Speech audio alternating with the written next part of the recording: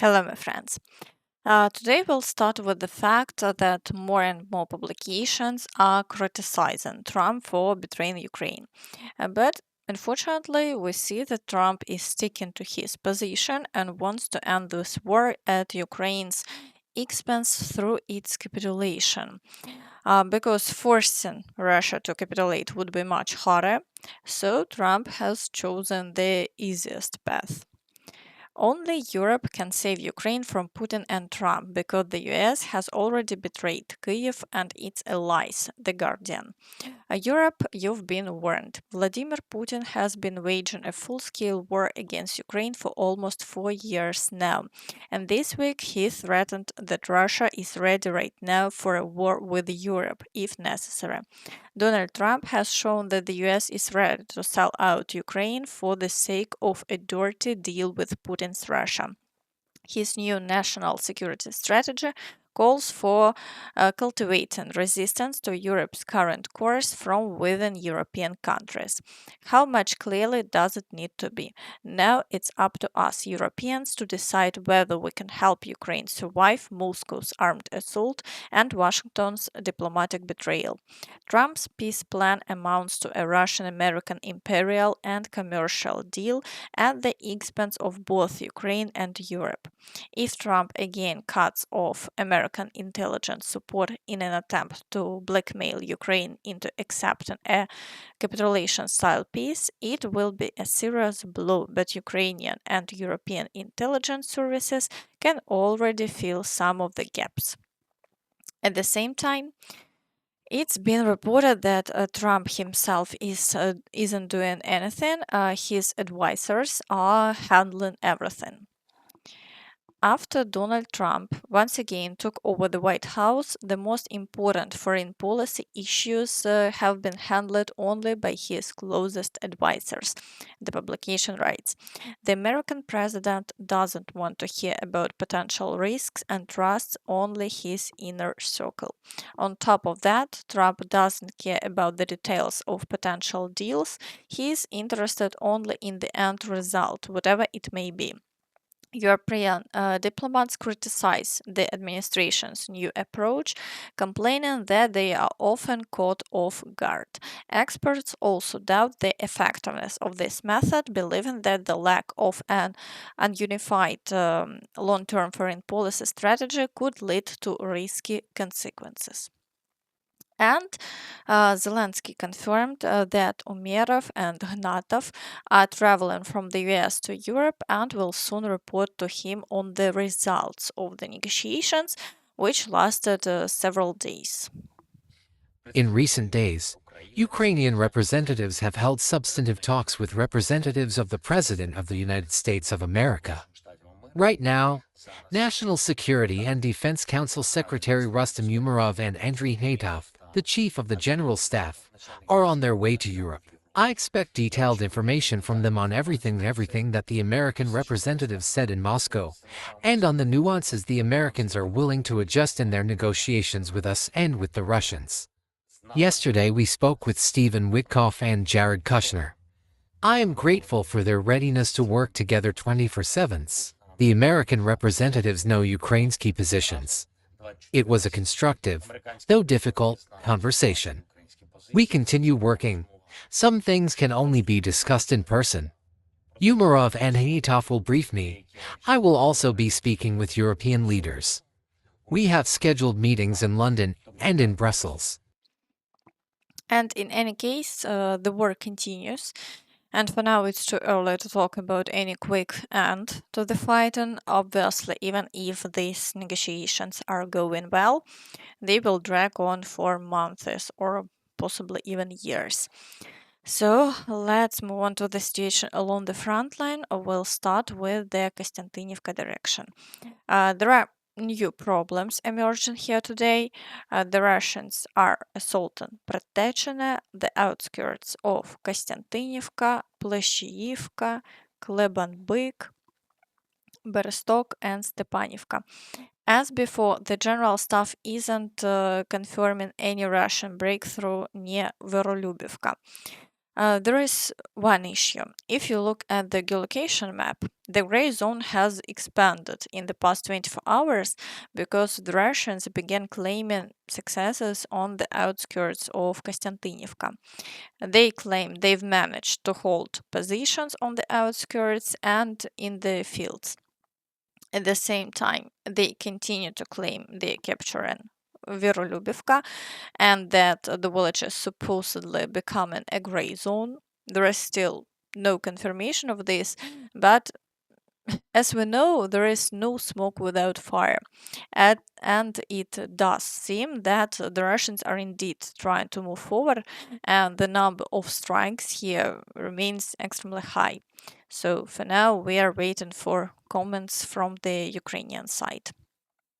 In the Dobropillia direction, the Russians are assaulting Nove Shahove and Sofiivka, but so far they've been unable to advance any further. Both Shahove and Volodymyrivka remain in the gray zone, and the Ukrainian forces aren't allowing the Russians to dig in there, destroying them with drones. In the Pokrovsk direction, the Russians continue attacking in the city of Rodinske, the assault on Myrnohrad, pushing through near Novopavlivka, storming Hryshine, and advancing along the western flank.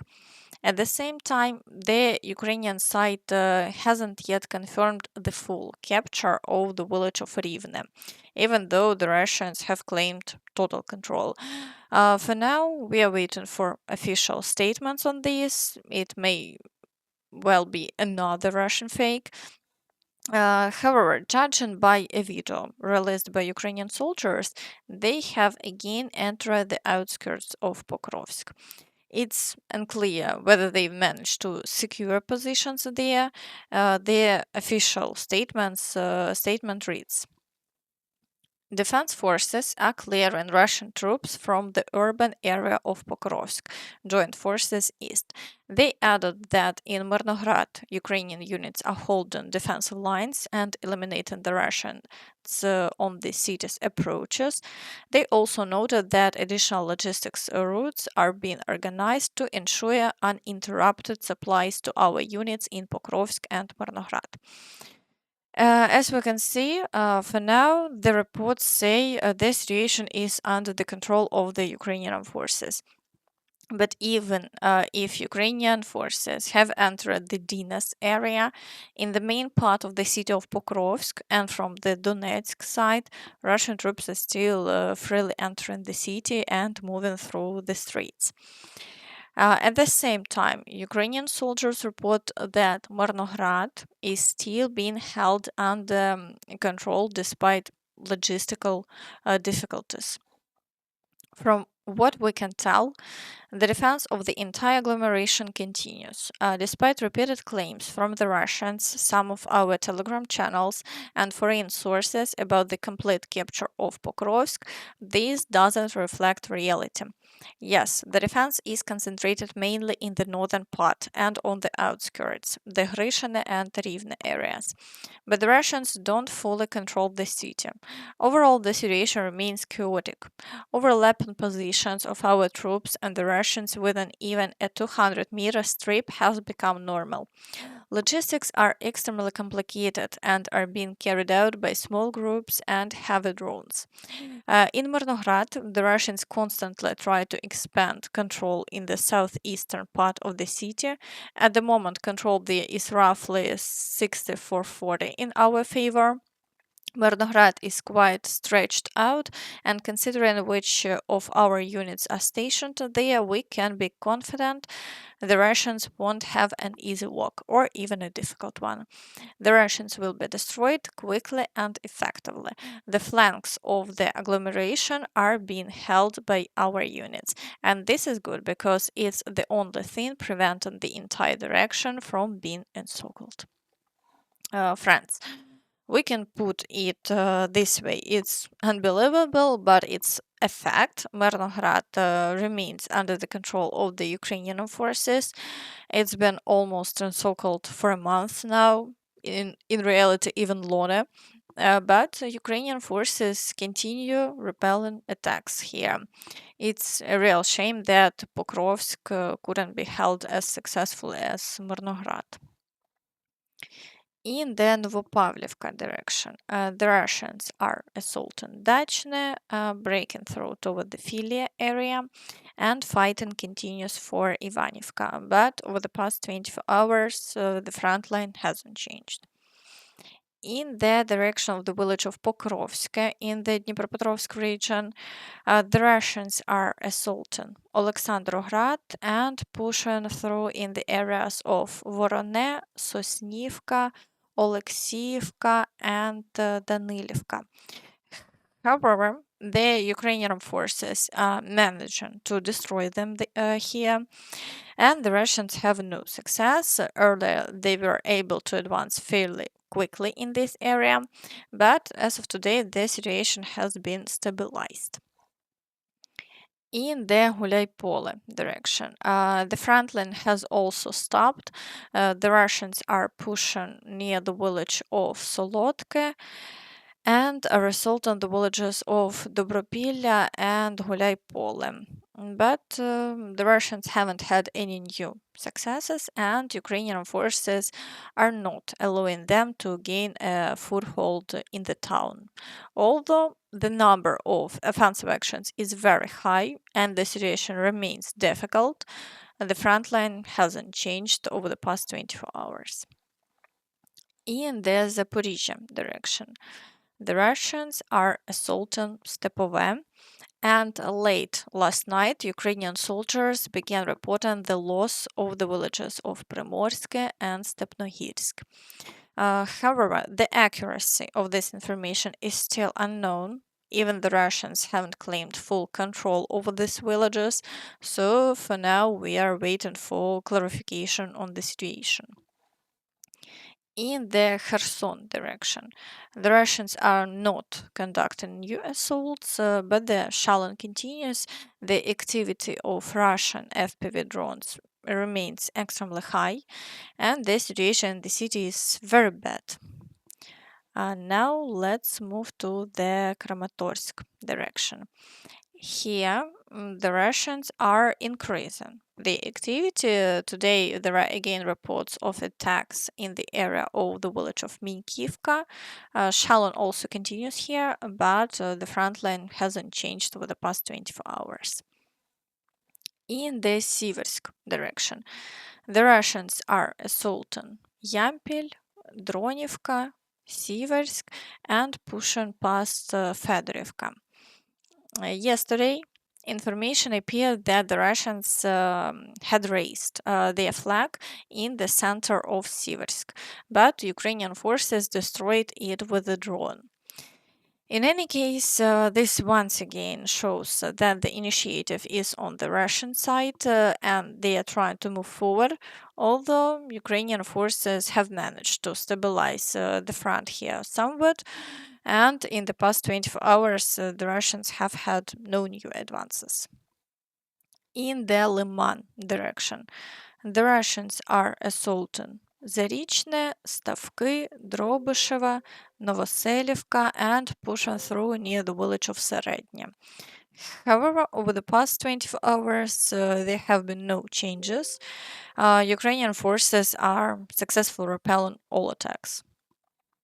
In the Burove direction, the Russians are assaulting Novoserhiyivka, Novoyegorivka, Druzhelubivka, and Novy Mir.